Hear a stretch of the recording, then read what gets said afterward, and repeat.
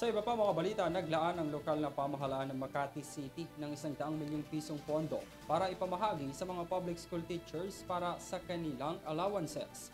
Si Catherine Landicho magbabalita. Naglaan ng pondong 103.5 million pesos ang lokal na pamahalaan ng Makati City para makapagbigay ng iba't ibang insentibo para sa mga guro sa pampublikong paaralan, kabilang ang kanilang allowance para sa taong ito. Sinabi ni Makati City Mayor Abby Binay na para sa kanilang 3,000 pesos monthly allowance, ang pamahalang lungsod ay naglaan ng 77.5 million pesos para sa mga guro sa pampublikong paaralan. 5.2 million pesos para sa mga kawani na may kinalaman sa pagtuturo at 4.3 million pesos para sa mga non-teaching personnel.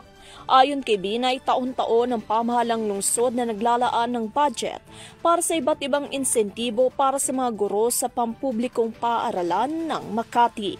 Kabilang ang mga karagdagang allowance para sa mga guro sa programa ng Special Education o SPED at Alternative Learning System o ALS. Bukod pa dito, naglaan din ang lungsod ng 14.5 million pesos para sa fringe benefit na mga guro na 6,000 pesos na ibibigay sa Disyembre. Dagdag dito, binibigyan ng 2,500 pesos sa buwan ng allowance ang mga guro ng SPED mula sa alokasyong 1.95 million pesos sa budget ng lungsod ngayong taon. Ani Binay, ang dagdag na perks na ito ay binibigyang diin ng pagkilala sa mga pambihirang kakayahan at pagsisikap at sakripisyo ng bawat guro para lang maitaguyod ang pagtuturo ng maayos sa kanilang mga mag-aaral.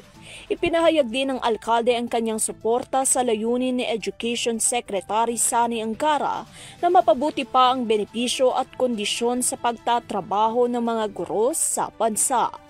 Para sa EuroTV News, Catherine Landicho, sumasaludo sa bawat Pilipino.